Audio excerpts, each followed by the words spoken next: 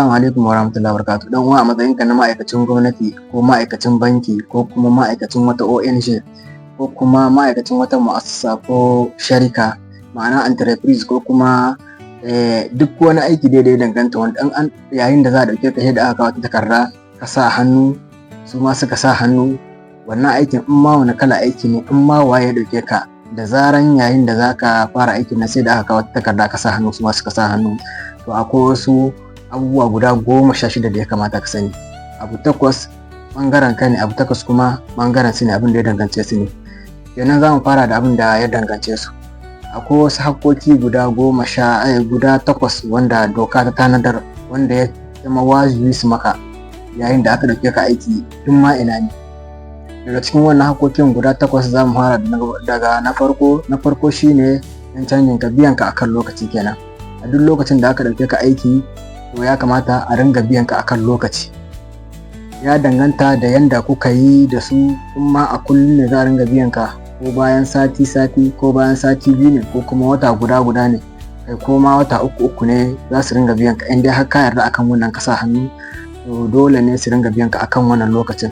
Saboda kun sani fa aiki fa in ana yin shi in dai ba biya kan lokaci ba, to ko ma'aikacin zai samu damar da zai yi aikin shi yanda ya dace. Sai abu na biyu daga cikin wannan dokoki su ne ya zama to kana aiki cikin yanayi mai kyau. Saboda bai yiwuwa a kai ka cikin aiki guri wanda bai da kyau, ba ka samu ka sake ka yanda ƙwallo ka za ta yi tunani har ka samu kai aikin wannan yanda ya dace.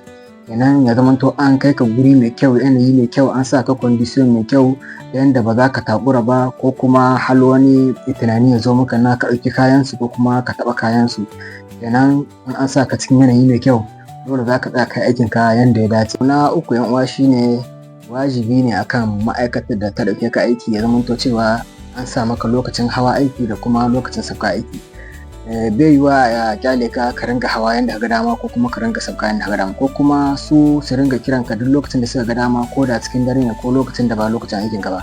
Dole ne ya zama to cewa akwai lokacin hawa aiki, akwai kuma lokacin sauka daga aiki, wanda za ka ringa hawa kana sauka akan wannan lokacin. Illa kawai in sun kiraye ka a lokacin da ba lokacin aiki ba, akwai wanda ake ce ma air supplementary, kenan zai zama to cewa an kiraye ka na lokacin da ba lokacin aikin ka ba. To wannan lokacin in awa nawa kai za su biya ka kuɗin ka na wannan awannin da kai na aikin da ka musu, wanda ba lokacin cikin aikin ka ba. Sai kuma abu na 4 shine ya zama to cewa akwai congé ko kuma vacance. Wannan kuma ya danganta da tsarin ma'aikatar ko kuma ita society ɗin.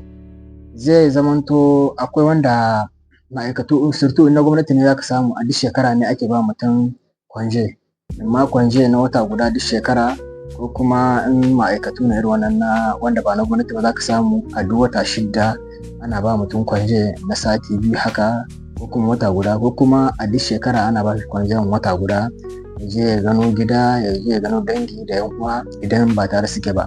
Kenan congé wannan wajibi ne akan ma'aikata ta baka wannan congé ko kuma vacance, domin zuwa ka ga yan uwanka, ka je kai wasu abubuwan da baka samu kayi ba a yayin da kake aiki a ƙarshen su. Sai kuma abu na 5 shine ya zama to a ce wannan ma'aikatar da kake aiki da rashin ta ɗauki wani ɓangare na yauni na lafiyarka. Misali lokacin da kake rashin lafiya, ya kamata a ce akwai wani tsari da ta sa wanda za ta yi muku assurance haka, in ka tafi likita baka da lafiya ko zuwa pharmacy amsa wani magani, ya zama to za ka nuna wannan takardar ne ka biya kashi 1 ko kashi 2 haka daga cikin kuɗin maganin da aka rubuta maka, ko kuma ordonance da aka rubuta maka na rashin lafiyarka, ya zama to ita za ta biya sauran wannan kuɗaɗe. Sai dai wannan dokar ita kuma ba kowace ma'aikata ta shafa ba, saboda ba kowace ma'aikata ba ce take yin irin wannan abun ba. Za ka samu kashi 70 ko zuwa 80 na cikin ma'aikatu, duk ma'aikatar da za ka yi aiki suna da wannan tsarin na ɗaukan yaunin rashin lafiyar ma'aikacinsu. Sai kuma abu na 6 ya zama to cewa akwai daidaito tsakanin ma'aikata. Kai ya zama to a ce kai kana aiki kaza, wane yana aiki kaza, irin aiki ɗaya kuke yi, komi tare kuke yi, lokaci guda kuke hawa, lokaci guda kuke sauka. Ya zama to a ce ana biyan wancan sama da abin da ake biyan ka, ko kuma an ba wancan wani abu wanda kai ba a baka ba. To wannan doka ta hana a yi haka nan a duk lokacin da aka ɗauki ma'aikata suke aiki iri kaza to dole kuɗi kala kaza za a ba su, in za a ba wani abu to dole wancan gudan ma sai an bashi. Sai kuma abu na bakwai yan uwa, ya zamanto cewa ita wannan ma'aikatar da kake aiki a ƙarƙashin ta tana gayyatar wasu masana suna zuwa suna ƙara muku sani akan abubuwan da kuke nan kuna yi, da kuma ya zamanto cewa ko da yaushe ba wai guri ɗaya za ka zauna ba, a ce kullum kana bakin ma'aikacin gwamnati kake, a ce kullum in ɗan sanda ne kai kawai igila kaɗai ce, a'a kullum ya zamanto cewa bayan shekara 2 ko shekara 3 haka ana ƙara mutum matsayi kuma ana ƙara mishi biya. Wannan wajibi ne ya zamanto cewa akwai wannan ƙara muku sani akan abubuwan da kuke da kuke gudanarwa, a ringa kiran masana suna zuwa suna ƙara wayar muku da kai, suna ƙara muku ilimi akan abubuwan da kuke nan kuna yi na aiki a cikin wannan ma'aikata. Da kuma ko da yaushe ya zamanto cewa duk bayan shekara 2 shekara 3 za a ƙara maka girma, bayan shekara 2 shekara 3 za a ƙara maka girma, ba wai kaiwa ba in kana matsayin solda ya zamanto har ƙarshen rayuwarka a solda za ka ƙare, ko kuma in kana matsayin mushe kawai bakin wannan matsayin za ka ƙare, a'a ya zamanto in kai tahiya ya zamanto za ka ƙara samun girma, imma zuwa director haka ko kuma wani inspector ko kuma wasu abubuwa, ya zamanto ko da yaushe dai girman ka yana ƙaruwa, ba wai kawai rayuwarka kullum a wannan aikin da ka fara ba tun farko shi za ka ƙare. Sai kuma abu na ƙarshe shine kada ya zamanto ma'aikatan nan ta zo kai tsaye kawai ta ce ta kore ka daga aiki. Da zaran ka yi sinyan shekara guda to ma'aikata ba ta da 'yancin za ta kore ka a wata 2 wata 3 ko kuma wata 5 wata 6 ta ce kawai ta sallame ka, babu wannan. In dai har ka riga ka yi sinye, in dai ba wani abu ba ka taka na cikin dokoki da aka ce wanda in ka yi su za a iya tsaye da kwantiranka, to dole ma'aikata ta bari ka gama wannan shekarun naka, in kuma har korarka za ta yi ta kawo wani, dole ta biya kuɗin sauran watannin nan da baka yi ba. Wannan shine ƙa'idodi wanda kowa ya kamata ya sani, wanda wajibi ne akan kowace ma'aikata ta wa ma'aikacinta.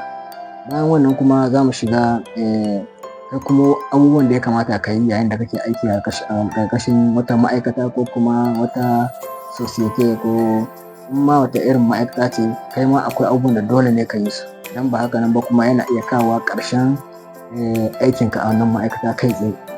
Wannan abubuwan kuma su ne kamar yadda muka ji yan uwa, abu 8 wanda dole ne ma'aikatar da kake aiki a ƙarƙashin ta yi maka, kai ma ka sani akwai wasu abubuwa guda 8 wanda wajibi ne akan ka yi su, wanda wannan doka ta bada cewa dole ne ka yi wannan abubuwan. In kuma ba haka nan ba, wannan abubuwan yin ɗaya daga cikin su yana iya jayo ƙarewar aikinka a ƙarƙashin wannan ma'aikata. Abu na farko daga cikin wannan abubuwa shine yin aiki cikin hankali da kuma kulawa, yin aiki cikin kulawa da kuma ƙwarewa. Kada ya zamanto a ce kana aikin ina ruwa na cewa in ya lalace ma sun sayi wani suna da kuɗi ka ringa lalata musu na'urori ko kuma wasu injina. Dan uwa ka sani dole kai aiki tsakaninka da Allah, ba tare da sanyin rai ba ko kuma cikin ina ruwa na ko in kula. Dole kai aiki cikin nutsuwa, ka ringa yin abin da ya dace. Sai abu na biyu, dan uwa ka sani kowace ma'aikata tana da dokokinta da ta shimfiɗa, wanda wannan dokokin babu wanda sai ya taka su ya zauna lahiya, ko da kuwa wanda shine babba a cikin wannan ma'aikatar. Dole ne wannan ya bi wannan dokar. Haka dan uwa kai ma ka sani dole ne ka bi wannan dokoki na ma'aikatan nan. Amma ma'aikatar gwamnati ce, misali aikin soji, kaga dole ka bi dokokin soji, ko aikin shallakon dole ka bi wannan dokokin nasu, ko banki ko kuma kai kuma ne dole ka bi wannan dokokin nasu. Sai abu na 3 shine kada ya zamana kana baza sirrukan cikin ma'aikata. In dai ba abu ne wanda ya saba ma doka, dole ne ya zamanto cewa sirrukan da abin da ya shafi ma'aikatar ku baka zuwa kana haɗin shi. Ma'aikatan mu akwai guri kaza, in ka shiga, in kana so ka tafi guri kaza, code kaza za ka danna, ko kuma na'urorin nan namu suna da code kaza ko kuma code kaza, ko kuma mu muna da wani sirri wanda in aka gane mu, in ka zo cikin ma'aikatan mu in ka yi shi za a gane cewa kai ɗan ma'aikatan ne. To dan uwa ka sani dole ne ka kare wannan. Misali a cikin soja za ka samu suna da wasu sirri nasu, wanda in dai soji ya ganka, in ya maka magana, in ba gwada irin wannan sirrin ba, yana iya gane cewa kai ba soji ne ba. To dan uwa ka sani irin wannan sirri nasu dole ne ka kiyaye, ka bar baza su kana gaya ma abokanka ko kana gaya ma 'yan uwanka domin su sani wannan ba daidai ne ba. Abu na 4 shine girmama manyan mutane daga cikin ma'aikata. Duk wanda ka sani babba ne a gurinka, a gabanka, to dole ne ka girmama shi ka kuma girmama abokan aiki. Kada ka ringa raina kowa ko kana ɗaukan kowa ba komai ba. Idan kai babba ne kana ɗaukan na ƙasa da kai ba komai ba, in kuma kai ƙarami ne kana raina na sama da kai. To dole ne ya zamanto cewa kana da ladabi da biyayya. Wannan shine zai sa ka ga kana ci gaba a cikin harkokinka. Na biyar shine ɗan uwa ka sani dole ne ka ringa kiyaye ko kuma kana kare kayan ma'aikatanku, kayan cikin ma'aikatarka. Ya zamana a ce kai mushallakon ne, ka ga su wani su Regil, su wani Eker da wasu kayina ko kuma wasu tabulillika ko wasu kujeru na cikin Ecole, to dole ne ya zamana cewa kana kiyaye su, ba ka bari ana karya su ko kuma ana ɗaukan su ana tahiya wani waje da su. In ma kai shofer ne na cikin wata ma'aikata, to bai dace ba a ce kana ji kana ganin wani abu zai lallace ka ce ba ruwanka ko ya lallace sun sayi wani. Dole ne ka kula da wannan abubuwan cikin ma'aikata, saboda in ya lallace kai ma ta shahe ka. Sai kuma abu na shidda shine ya zamana cewa kana kiyaye lokuta na hawa da na sauka. In an ce a ƙarfe 8 za ka hau, ka ringa tahiya ƙarfe 8 ɗin, in lokacin sauka yayi ka sauka. Illa kawai cikin wasu ma'aikatan za ka samu ana iya kiranka bayan ka tafi gida ka sauka daga aiki, wannan ana ce mata heure supplémentaire. Wannan suna iya biyan ka wannan lokacin da aka kira ka ka yi aiki a cikin lokacin da ba lokacin aikinka ba. Sai kuma abu na bakwai shine ɗan uwa ka guji mallakar kayan ma'aikata domin ya zama naka don ka yi wani aiki na daban da shi. Misali, kai ma'aikacin gwamnati ne, a ma'aikatarku an kawo wasu abubuwa, misali an kawo wasu burwat ko kuma an kawo wasu injina haka wanda za a ringa aiki na ma'aikata da shi, kai ka ɗauka ka kai gidanka domin ka ringa aiki da shi a gidanka. Wannan bai dace ba. Wajibi ne a kanka na cewa ka guji irin wannan abubuwa. Domin yin haka nan in aka gano ka zai iya kawo ƙarshen aikinka a cikin wannan ma'aikata. Abu na takwas na ƙarshe shine kiyaye dukkan wasu ma'lumat, dukkan wasu sirrika da ya danganci ma'aikata, wanda wannan kuma ya danganci misali manyan ma'aikata na cikin ma'aikatar. Cewa yayin da kake kai babban ma'aikaci ne, an saka cikin wani biro wanda cikin biron ka ne ake gudanar da komai, to dole ka kiyaye sirrikan cikin wannan guri ba tare da kana zuwa kana bayyana shi ba, ko da matarka ko kuma ga wani naka ko kuma ga abokanka.